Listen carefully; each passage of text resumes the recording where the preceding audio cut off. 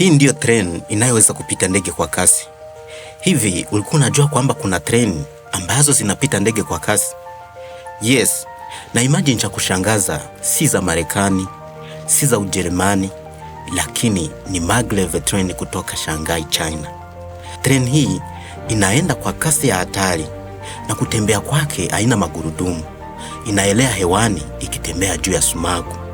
Hebu imagine, wakati SGR zetu kutoka Nairobi hadi Mombasa inafanya saa 5, ya Tanzania kutoka Dar es Salaam hadi Morogoro inafanya saa 2. Lakini hii train ya China, unaenda job Beijing ukitokea Shanghai, unafika hata kabla kahawa yako haijapoa, kilomita 1300 kwa saa 2. Hii si ndege, ni train inayokwenda kwa kasi sana, na hata Marekani hawajawahi kutengeneza kama hii. Na kitu huwa kinashangaza watu wengi ni bei yake.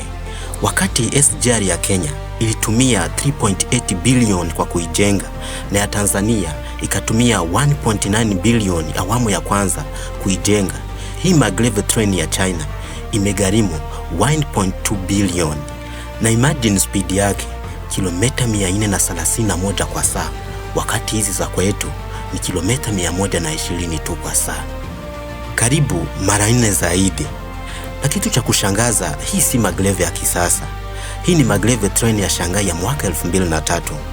Tukienda kwa maglev za kisasa, train ambazo China inajenga kwa wakati huu, inaweza enda kilomita 1000 kwa saa.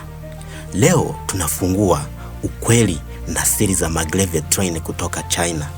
Baki na mimi katika video hii hadi mwisho. Kila mtu anajua Japan ni wafalme wa train, lakini kwenye mbio za maglev Japan yuko nyuma. Ujerumani wao walivumbua, wakakata tamaa. Marekani wameshindwa hata kuanza. China peke yake ndiyo inaendesha maglev 4 zinazobeba abiria leo. Lakini wamefanya nini tofauti? Na je, Afrika tuna nafasi? Maglev ni fupi ya magnetic levitation. Badala ya gurudumu juu ya chuma, treni inaelea sentimita 1 juu ya reli kwa kutumia sumaku, na matokeo msuguano 0. Ndio maana inagonga kilomita 600 kwa saa. Mwaka 2003 Shanghai walinunua teknolojia ya Ujerumani na wakatengeneza treni ya kwanza ya speed kali, kilomita 30 kwa dakika 8 tu.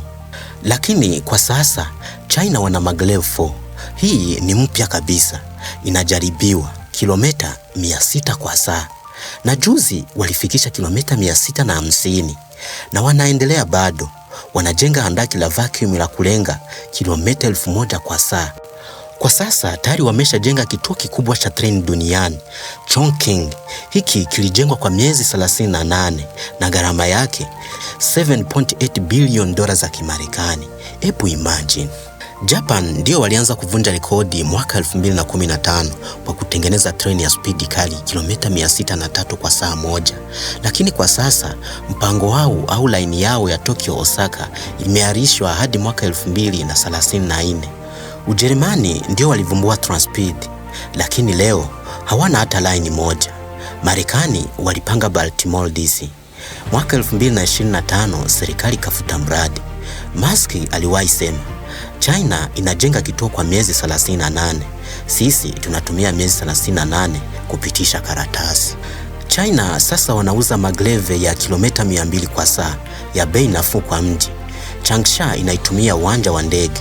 Hiyo Kenya au Tanzania tunaweza afford mwaka 2035. Lakini swali, tunataka au tuendelee kununua teknolojia ya karne iliyopita kwa sababu ni cheap? Ukweli ni huu, mwaka 2050 ndege zitakuwa slow, miji itaunganishwa na maglev. Tukichelewa sasa, tutalipia baadaye. Hii ndiyo story ya maglev kutoka Ujerumani kupitia Japan hadi China kutawala. Kama unapenda video kama hizi zinazovunja teknolojia ngumu, usisahau kufollow na kusubscribe na washa kengele. Video ijayo ni Hyperloop vs maglev.